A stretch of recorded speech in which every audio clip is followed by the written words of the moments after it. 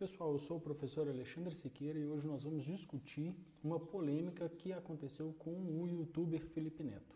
Felipe Neto é um youtuber que ele começou a carreira dele como empreendedor aqui na internet, com canais, enfim, ele é uma pessoa com muita vivência na internet, fazia conteúdo adulto, para adultos, para adolescentes, com palavreado bastante complicado. E nos últimos anos, eu creio que nos últimos 4, 5 anos, ele migrou para um público mais infanto-juvenil por causa das polêmicas. No início ele manteve essa linguagem inapropriada, ele passou a receber muitas críticas muito, mas muito relevantes e corretas, porque se ele quer atender um público, ele não pode usar uma determinada linguagem. A gente viu isso no estudo do ECA. Caso você ainda não tenha visto, pode dar uma olhadinha aqui, nesse cantinho que vai aparecer a nossa playlist do ECA. Então você pode ir lá e assistir essa playlist inteira e entender um pouco melhor por que ele sofria essas críticas.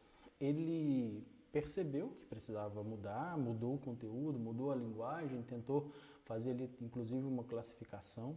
Tem algumas ações no Ministério Público, ele entrou em acordo com uma delas para resolver parte desses problemas. Enfim, ele é uma pessoa que tem um histórico de polêmicas envolvidas ali com a educação, com os jovens, com as crianças. Parece que ele já resolveu esses problemas, então o conteúdo atual dele parece que não tem mais nada, Ele conseguiu adequar isso para a sua faixa etária, então, ao que parece, pelo que eu vi, pesquisando aqui, assisti alguns bons vídeos que ele produziu nas últimas semanas, eu pude perceber que não é um conteúdo hoje inadequado a crianças ali a partir de 11, 12 anos, menor que isso talvez sim, mas ele indica isso na descrição, que é para esse público. Então, se o pai faz ali um controle do filho, creio que não vai ter problema. Só que a gente não está aqui para discutir isso propriamente dito, a gente está aqui para discutir uma outra questão. A questão é a seguinte: Felipe Neto, ele entrou numa brincadeira de internet, que é aquela brincadeira, solte ali uma polêmica e saia correndo, E ele fez isso para a literatura. Nesse post que ele fez numa rede social, no Twitter, ele diz o seguinte, vamos lá para que a gente consiga visualizar o que ele disse especificamente, Tá lá, cria uma treta, no caso literário, e saia. O Felipe Neto aqui postou o seguinte: forçar adolescentes a lerem romantismo e realismo brasileiro é um desserviço das escolas para a literatura. Então o que ele está dizendo? Ele está naquele senso comum, que em certo ponto, em certa medida tem sua razão, que a literatura mais antiga, que está imbuída ali numa linguagem, numa forma própria daquele momento histórico, ela não vai atender às expectativas e o interesse dos estudantes atuais. É isso. Álvares de Azevedo, Eu acho que ele errou o nome desse autor aqui, como eu não tenho certeza se é o autor do Cortiço, eu não vou opinar.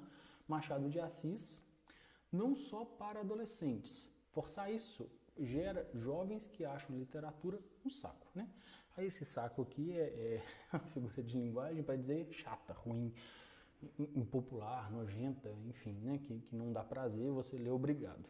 Creio que muitos de nós que estamos aqui assistindo esse vídeo já passamos pela educação formal.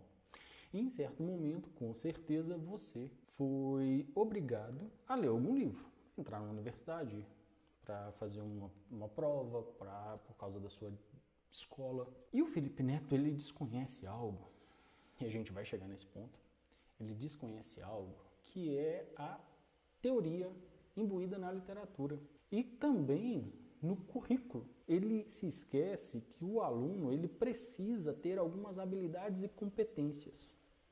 Então, quando o professor, seja você, professor lá da educação infantil, do ensino fundamental, do ensino médio ou mesmo da universidade, quando você passa um texto para o seu aluno, ele cumpre um papel. Ele cumpre um papel. Esse texto cumpre um papel, ele tem uma função. Você não passa à toa, Antigamente acontecia muito com vídeos, com filmes, Os professores nos levavam para assistir filmes à toa. No final do ano, é presente, final do ano. Isso não é legal, pedagogicamente dizendo, Isso não é aceitável. Entretanto, quando você passa um texto, você tem um objetivo naquele texto. E ele desconhece isso. Concordo em partes com ele. Primeiro ponto. realmente passar esses livros em faixas etárias que o objetivo não vai ser cumprido por causa da linguagem, realmente pode gerar ali um desconforto e pode gerar ali um tiro no pé do professor. Ao invés de formar leitores, você forma pessoas aversas à leitura. Concordo? Acontece, realmente. Só que tem outro ponto. Não é abolir a literatura clássica, a literatura antiga, os clássicos literários brasileiros. Não é isso. É saber dosar. Não adianta a gente tentar passar para os nossos alunos livros super da modinha, aquelas séries que estão virando filmes que os meninos adoram, que não cumprem um objetivo pedagógico naquele momento. É isso que ele desconhece. Por isso que eu digo, ele está imbuído em senso comum, né? Ele não é da educação. Ele acaba, de uma forma ali muito... como que eu vou me expressar sem ofender o rapaz, né? Ele tenta comentar de muitas coisas, né? E quando você tenta comentar de muitas coisas, você acaba falando coisas que você não domina. Então é isso. A frase dele não está errada, mas também não está correta. Entende? Às vezes a gente que faz prova para concurso, né? A gente pega lá 4, 5 opções e tem 4 que estão corretas, mas tem uma que está mais correta. E é o caso dele, né? A gente vê que tem uma boa vontade nisso, sim. Tem o caso também que pode ser para que os meninos leiam os próprios livros dele, né? Porque ele escreve livros. Ele é um autor de livros.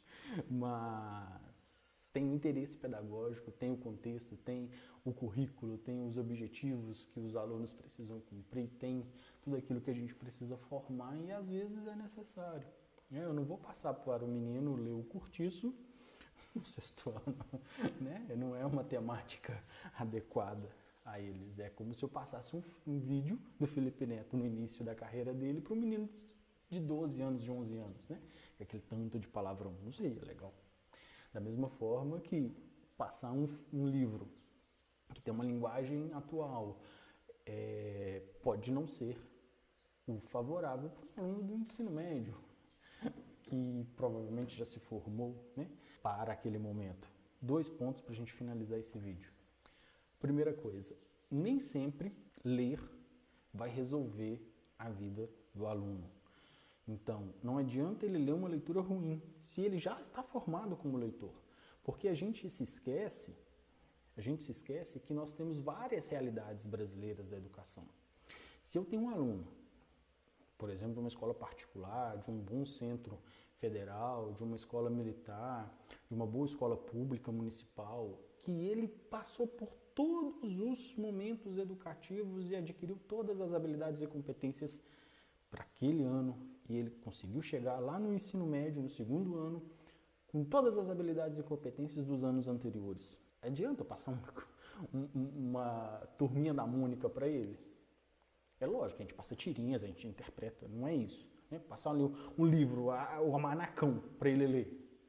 Né? Pedagogicamente dizendo, pode ser que aquilo não seja o ideal. Então a gente tem que tomar cuidado. Mas a gente tem outro lado também, que talvez seja ali que ele está embasado. Que são aqueles alunos que não se formaram como eleitores, que passaram do 6º para o 7º, para o 8º, para o 1º ano, para o 2º ano, com habilidades que não foram bem construídas. Talvez para esse aluno que tenha dificuldade de leitura, que não saiba interpretar, que seja um analfabeto funcional, ler o Almanacão seja top. Então é isso, a gente precisa analisar o contexto. Por isso que a fala dele não está certa nem errada, depende do contexto. E o contexto que ele não cria, né, nos dá margem para interpretações. Espero que vocês tenham gostado. Se querem mais vídeos desse tipo, dá o joinha, assina o canal, porque aqui todas as aulas são grátis.